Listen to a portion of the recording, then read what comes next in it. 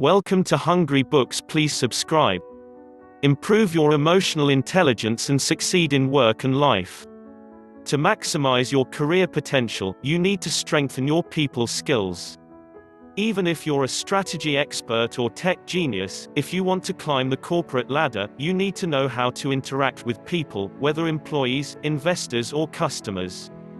And people skills are just the start. To survive the stress of modern working life, you too need to become an expert self-manager, able to control your emotions, even under fire. Thus, success today depends largely on having strong levels of emotional intelligence, or EQ.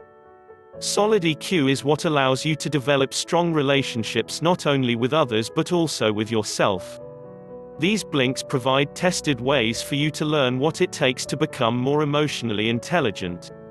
This is emotional intelligence: know yourself, behave yourself, know others, build bonds. Some people are uncommonly good at reading body language, able to judge at a glance what someone is thinking, and respond accordingly. They can calm a coworker who's angry, or reassure a friend who's anxious. Why are certain people so good at this? The answer has to do with emotional intelligence, or EQ. Emotional intelligence is the ability to recognize and understand your own feelings and the feelings of others and influence those feelings to your advantage. A person who's good at reading people has high emotional intelligence. EQ combines 4 different elements. The first is self-awareness, or the ability to understand your own feelings and behaviors.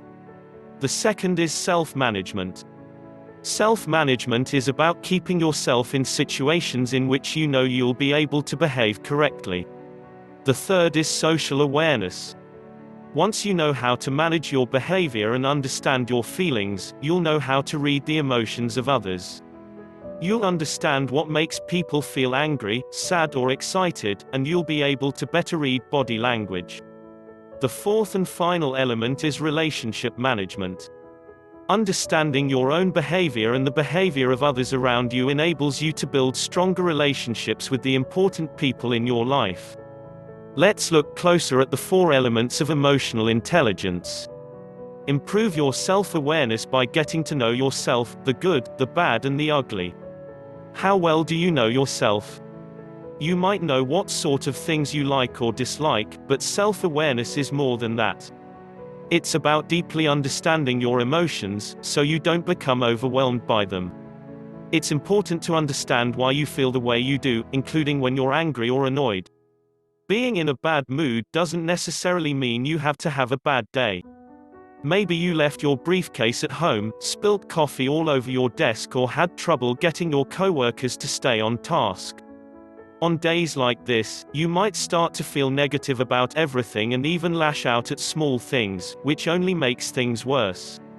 When you find yourself in a bad mood, just remember that such feelings do pass. Whatever has put you in a bad mood can't possibly be the end of the world, so why overreact? Don't lose sight of your self-awareness on good days, either. We tend to rush into things head first when we're in a good mood. At that moment, your excitement overpowers your other emotions. You might forget to pause and ask yourself if you really need the things you're buying, and your good mood would probably turn sour quickly when those credit card bills come due. So check yourself and think twice when you get excited. Don't make rash decisions just because you're caught up in the moment. Remember to always consider what the consequences of your actions might be. To practice better self-management, you need to balance your emotional and logical sides. Many of us find it challenging to manage ourselves. When we try to assert control, we often get sidetracked if how we feel inside pushes us to act differently. We also tend to give up if things start to get too rough. Good self-management is a crucial part of having high emotional intelligence. One useful tool when you're faced with a tough decision is to make an emotion versus reason list. Draw a table with 2 columns. The first column is where you write down what your emotions are telling you to do, the second column is for what your logical reasoning tells you to do. This exercise helps you balance each side and keeps one from dominating the other. See which list has the stronger points. Are your emotions clouding your judgment? Are there any holes in your logic? Let's say you're faced with deciding whether to fire an employee. His work isn't up to par, yet you like him a lot as a person. This is a great opportunity to make an emotion versus reason list. Telling your friends and family about your goals is another good self-management tool.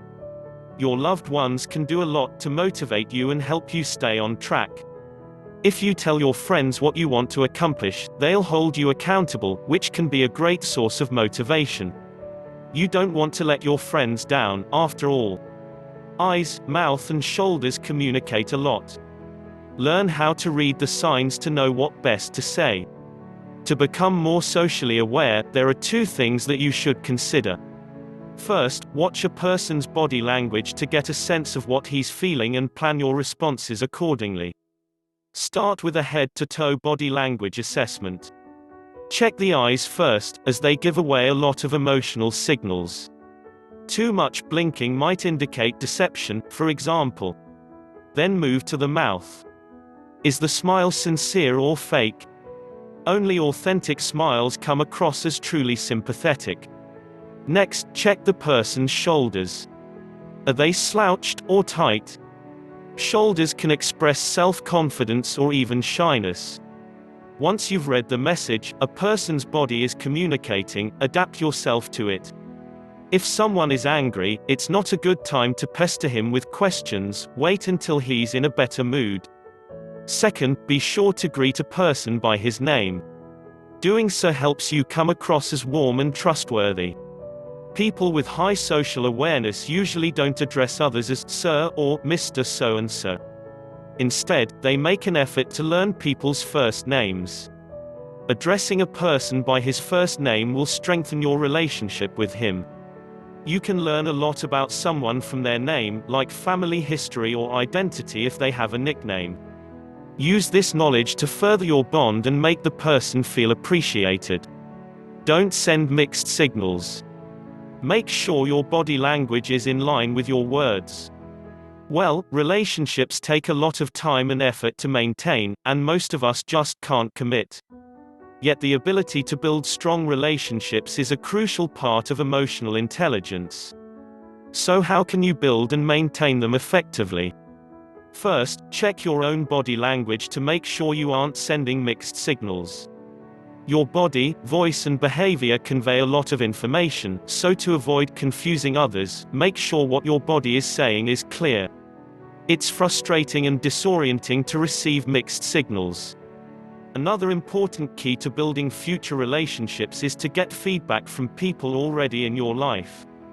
Feedback is vital if you want to improve your relationships, yet it's often hard to respond to feedback well. We often take feedback badly or simply ignore it. Who likes being criticized, really? Yet learn to take constructive criticism by reminding yourself that the person offering it is really just looking out for your best interests. Try to use the feedback to improve yourself. And remember to thank anyone who gives you helpful feedback. Always show your loved ones that you appreciate them.